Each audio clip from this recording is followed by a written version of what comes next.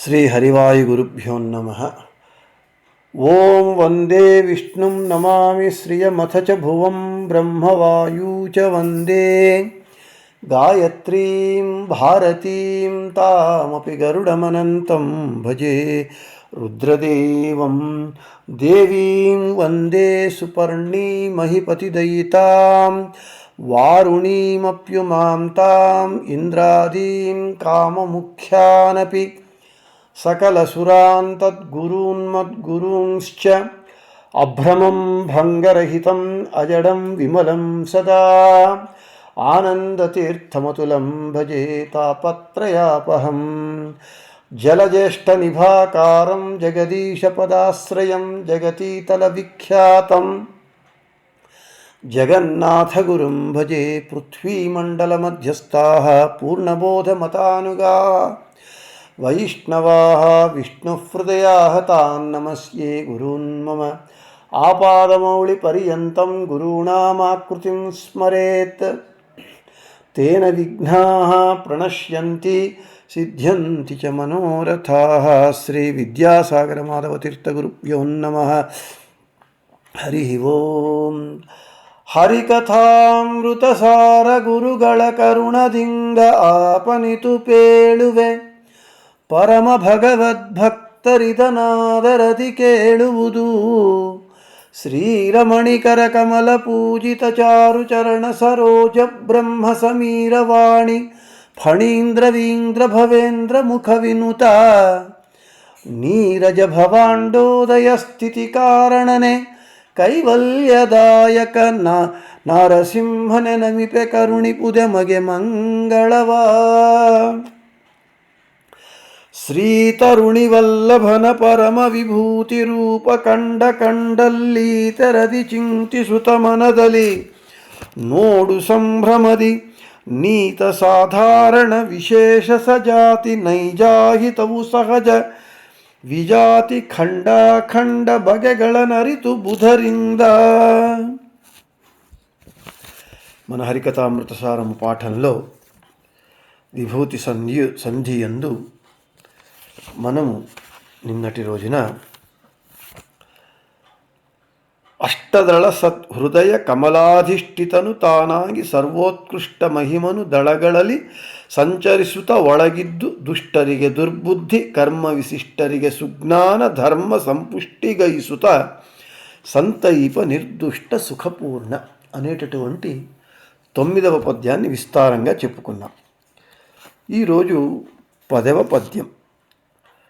ఈ 10వ పద్యమునందు మన సాధన చేసుకోవడానికి ఈ స్థూల దేహముతో కావలసిన ఉపకరణములు అంటే సాధనములు ఎన్నో ఉన్నాయి. ధనము, ఈ స్థూల దేహము, ఇల్లు, భార్యా పిల్లలు, మిత్రులు, బుద్ధి, చిత్తము, ఇంద్రియములు, జ్ఞానము, ఇవన్నీ కూడా ఈ స్థూల దేహముతో మనం సాధన చేసుకోవడానికి జీవునికి కావలసినటువంటివి. జీవుడికి ముఖ్య సాధనము ఈ స్థూల దేహము. ఈ స్థూల దేహముతో సాధన చేసుకోవడానికి ఈ అన్ని ఉపకరణములు సాధనములు కావాలి. ఆ సాధనములలో నియామకుడై వ్యాప్తుడై ఉన్నటువంటి భగవంతుణ్ణి నీవు సదా స్మరించు అని ఇది ఒక రీతిగా భగవత్ పూజ అని జగన్నాథదాసుల వారు చెబుతూ ఉన్నారు శాస్త్రములో చెప్పినటువంటి విషయాన్ని. పద్యము ఇలా ఉన్నది. ವಿತ್ತ ದೇಹಾಗಾರ ದಾರಾಪತ್ಯಮಿತ್ರಾದಿಗಳೊಳಗೆ ಗುಣ ಚಿತ್ತ ಬುದ್ಧ್ಯಾದಿ ಇಂದ್ರಿಯಗಳೊಳು ಜ್ಞಾನ ಕರ್ಮದೊಳು ತತ್ತದಾಹ್ವಯನಾಗಿ ಕರೆಸುತ ಸತ್ಯ ಸಂಕಲ್ಪಾನುಸಾರದಿ ನಿತ್ಯದಲ್ಲಿ ತಾ ಮಾಡಿಪನೆಂದು ಸ್ಮರಿಸುತ್ತಿರು. ಈಗ పదచ్ఛేదము. విత్త దేహ ఆగార, విత్త దేహాగార అన్నారు. దారాపత్య అన్నారు. దార ಅಪತ್ಯ ಮಿತ್ರ ಆದಿಗಳೊಳಗೆ ಗುಣ ಚಿತ್ತ ಬುದ್ಧ್ಯಾದಿ ಇಂದ್ರಿಯಗಳೊಳು ಬುದ್ಧಿ ಆದಿ ಇಂದ್ರಿಯಗಳೊಳು ಜ್ಞಾನ ಕರ್ಮದೊಳು ತತ್ತದಾಹ್ವಯನಾಗಿ ಅಂದರೆ ತತ್ತತ್ ಆಹ್ವಯನಾಗಿ ತತ್ತದಾಹ್ವಯನಾಗಿ ಕರೆಸುತ್ತ ಸತ್ಯ ಸಂಕಲ್ಪ ಸಂಕಲ್ಪಾನುಸಾರದಿ ನಿತ್ಯದಲ್ಲಿ ತಾ ಮಾಡಿಪನೆಂದು స్మరిసుతిరు.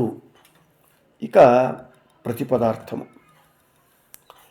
విత్త అంటే ధనము, డబ్బు. దేహ అంటే స్థూల దేహము. ఆగార అంటే మనము నివసించేటటువంటి గృహము, ఇల్లు. దార అంటే భార్య. అపత్య అంటే సంతానము. మిత్రాదిగళొಳಗೆ అంటే స్నేహితులందు. గుణము, ఈ దేహము సత్వరజస్తమో గుణములతో కూడుకొన్నది. సత్వరజస్తమో గుణములందు చిత్త సంకల్పశక్తి యందు, బుద్ధి నిశ్చయించేటటువంటి బుద్ధి యందు, ఆది మొదలైన ఇంద్రియగళులు ఇంద్రియములందు అంటే 5 జ్ఞానేంద్రియములు 5 కర్మేంద్రియములందు, జ్ఞాన కర్మదుడు అంటే జ్ఞానేంద్రియములతో మరియు కర్మేంద్రియములతో చేసేటటువంటి కర్మలందు ఆహ్వయనాగి ఆయా అధిష్టానము పేర్లతో కరసుత పిలువబడుచు సత్య సంకల్పానుసారది. భగవంతుడు సత్యశబ్దవాచ్యుడు, వాని సంకల్పము సత్య సంకల్పము. అంటే తన సంకల్పమునకు అనుగుణంగా నిత్యದಲ್ಲಿ నిత్యము తా అంటే తను అంటే భగవంతుడు మాడిపనెందు మనలో బింబరూపి అయి ఉండి ప్రతిబింబులైన జీవుల చేత మన చేత చేయిస్తాడు అని స్మరిస్తూ ఉండు అని చెప్తున్నారు. తాత్పర్యం: డబ్బు, స్థూలదేహము, మనము నివసించేటటువంటి ఇల్లు, భార్య పిల్లలు, మిత్రులు మొదలైన వారి యందు, సత్వరజస్తమో గుణములందు, చిత్తము, బుద్ధి, శక్తి మొదలైనటువంటి ఇంద్రియములందు, జ్ఞానేంద్రియములు మరియు కర్మేంద్రియములతో చేసేటటువంటి కర్మలందు ఆయా అధిష్టానముల పేర్లతోనే పిలువబడుతూ భగవంతుడు తన సత్య సంకల్పానుసారంగా నిత్యము తాను బింబరూపి అయి జీవులలో ఉండి కర్మలను చేసి ప్రతిబింబులైనటువంటి జీవుల చేత కర్మలను చేయిస్తున్నాడు అని నిత్యము స్మరిస్తూ ఉండు అని, ఇలా భగవంతుడు మన చేత చేయించేటటువంటి కార్యములను అంటే భగవంతుడే చేయిస్తున్నాడు అని సర్వకాల సర్వావస్థల యందు సదా భగవంతుణ్ణి స్మరించటమే అదొక పూజ అని చెప్తున్నారు. ఇక విశేష వివరణ. సాధన చేసుకోవడానికి జీవుడు, నేను ఎన్నో మార్లు చెప్పినట్లుగా, సాధన చెయ్యాలి, మన యొక్క గమ్యాన్ని మనం చేరాలి. సాత్విక రాజస తామస జీవరాశులు. సాత్వికులు సాధన చేసుకొని ముక్తిని పొందాలి, రాజసులు సాధన చేసుకొని నిత్య సంసారము అంటే సాంతానిక లోకాన్ని పొందాలి, తామసులు వారి సాధన చేసుకొని నిత్య నరకము అందం తమస్సుకు వెళ్ళాలి. వీరు వారి వారి గతులను వారు చేరాలి అనంటే వారు స్వరూపదేహంతో కానీ స్వరూపదేహము పైన అంటికొని ఉన్నటువంటి లింగదేహముతో కానీ లింగదేహము పైన ఆవరకంగా ఉన్నటువంటి సూక్ష్మ శరీరము అనిరుద్ధ దేహముతో కానీ సాధన చేసుకోలేరు. సాధన చేసుకోవాలి, జీవుడు తన గతిని తాను చేరాలి అనంటే స్థూల దేహము వానికి తప్పక కావాలి. అందుకే ఇది సాధన శరీరవిదు సామాన్యవల్ల హరితా దయది కొట్టిద్దు. ఈ శరీరము సాధన చేసుకోవడానికే ఇచ్చినటువంటిది. హరి దయదలచి, అయా నీ సాధన నీవు చేసుకొని నీ గమ్యాన్ని నీవు చేరు అని ఇస్తూ ఉన్నాడు. అయితే 84 లక్షల యోనులందు మనం వచ్చి తరువాత ఎన్నో కోట్లాది జన్మలెత్తిన తరువాత మానవ జన్మకు వచ్చాం. ఇది సాధన చేసుకోవడానికి అనువుగా వీలుగా ఉండేటటువంటిది మానవ దేహము మాత్రమే, మానవ జన్మ మాత్రమే. ఇక మిగిలిన అన్ని పక్షి క్రిమి కీటక అన్ని జీవుల దేహాలు కూడా వాటికి స్థూల దేహం ఉన్నా కేవలము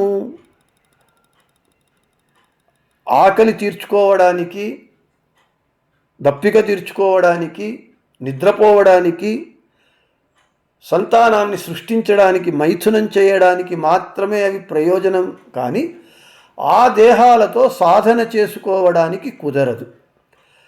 సాధన చేసుకొని మన గమ్యాన్ని మనం చేరాలి అనంటే స్థూల దేహము కావాలి. అందుకే దయదలచి భగవంతుడు ఏం చేస్తూ ఉన్నాడు, దాసులు చెప్పినట్లుగా ఏసు జనుమద సుకృతద ఫలవో భూసుర దేహవు బంధితు ఎనగాగి, ఎన్నో జన్మల సుకృతం చేత పుణ్యము చేత దుర్లభమైనటువంటి మనుష్య జన్మ మనకు వచ్చింది. ఆ మనుష్య జన్మలో కూడా అనేక జన్మలైన తరువాత భగవంతుని అనుగ్రహం చేత మన సుకృతం చేత బ్రాహ్మణ జన్మ, మాధ్వ జన్మ వచ్చింది.